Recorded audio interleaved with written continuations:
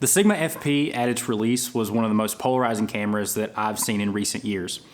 Sigma calls it a cinema camera, though most would be quick to shout it down simply as a mirrorless hybrid that just so happens to shoot the most uncompressed raw video format, Cinema DNG. Today, January 9th, 2023, I want to revisit the things that make this little guy a very powerful and budget-friendly tool for filmmakers. Let's go ahead and hop into it.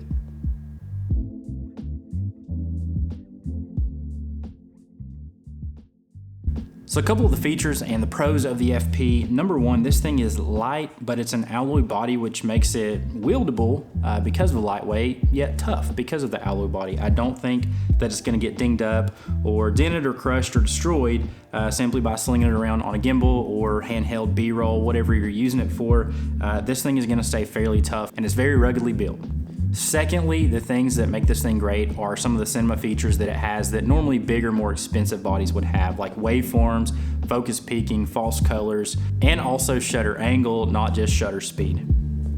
And of course, the thing that Sigma declares makes this thing a cinema body, Cinema DNG, which is a gorgeous, uncompressed, raw video format, giving you the most information possible out of a camera that you can really get. Even compared to like my Pocket 6K Pro, which shoots B-raw, that B-raw is still a compressed raw format, either 12:1, 8:1, 5:1, or 3:1. Cinema DNG truly is uncompressed raw, and to really break that down in simple terms, this camera is basically shooting 24 raw still images per second that's then stitched together in post to make your video.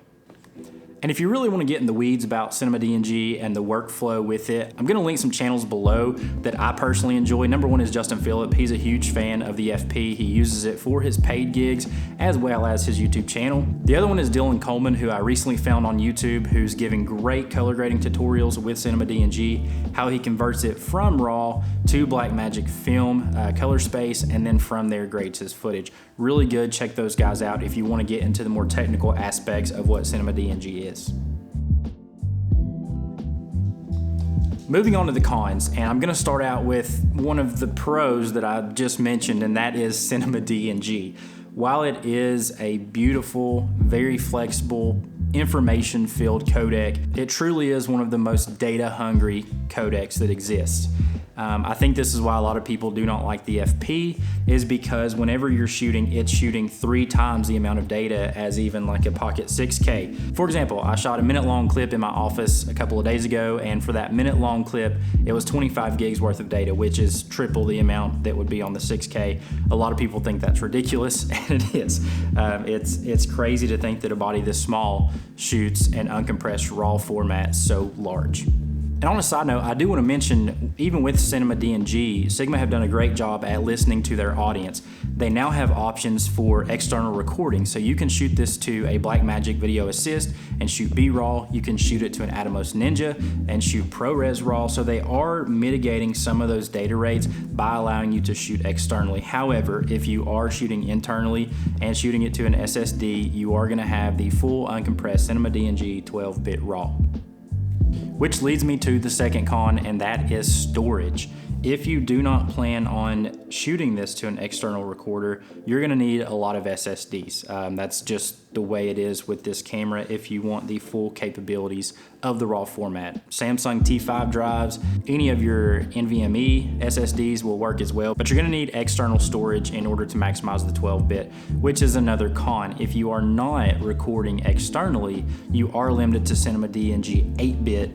I wouldn't recommend it. From everything that I've seen from other YouTube channels and the ones that I trust, if you're shooting Cinema DNG 8-bit, there's really no point to have the FP. This camera really is an all or nothing commitment. Think of it as a marriage. You've got to be 100% in on Cinema DNG if you are wanting to record this internally. Another con is, even though Sigma have included a lot of the great cinema camera features inside this little body, the screen itself is so small that none of them are really very usable in my opinion. The waveform is hard to read. I can't really get a good gauge of my exposure using their meter. The false colors are okay, but once again, it's on a tiny screen versus if you're using even an external monitor like an Atomos Shinobi or a small HD or a port keys, whatever it is, you're gonna have a whole lot easier time using this camera with an external monitor. So a quick con that I'll also mention is the battery life on this camera. It's not the best. I think from the internal battery, you're gonna get about an hour of recording time, which isn't horrible, but for long form creators, just understand you're gonna have to have an external battery if you plan on shooting this thing for longer than an hour at a time, or just keep a lot of batteries on hand. And all that put together leads me to my final con, which I believe is the Achilles heel of the FP. For me, it's not the Cinema DNG. We've got ways to mitigate that now. And one thing that I didn't mention earlier was software such as SlimRAW, which helps you compress that Cinema DNG codec. I think the Achilles heel for the FP is the body on the surface is so attractive with its small size for gimbal work, for B-roll work. However, if you want it to be a functional, long form option, you do have to rig it out. I would recommend a top handle. I would recommend an external monitor. I would recommend an external battery if you are someone who's want to use it for long form content. And at that point in time, it loses its attractiveness a little bit to me because, you know, the great thing about this camera is that small form factor, and that's gonna go away as soon as you start rigging it out. I really think there is a small group of people out there who are attracted to, myself included, the Cinema DNG.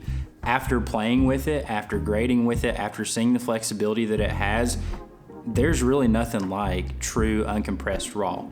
The file sizes are atrocious, they're large, but I think for somebody who's very passionate about getting one of the best information-filled images that you possibly can, the FP is a great choice. It's also a great choice for indie filmmakers, long-form content creators, if you're willing to rig it out.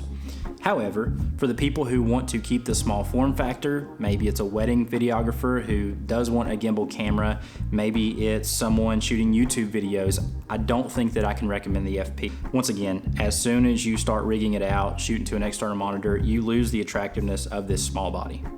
But I want to know your thoughts. What do you think about the Sigma FP? I know it's been a love-hate relationship up until this point, but now that Sigma have listened to us, the creators, the audience, and they do have external options, would you consider picking one up? I think used right now, they can be had for around $1,200 to $1,700, which makes them a great budget-friendly option if you're willing to buy the storage along with that. And as always, guys, if you like this video, want to see more like it in the future, consider subscribing to the channel. I greatly appreciate you being here. I love this community here on YouTube. Y'all have a good one, and we'll see you in the next.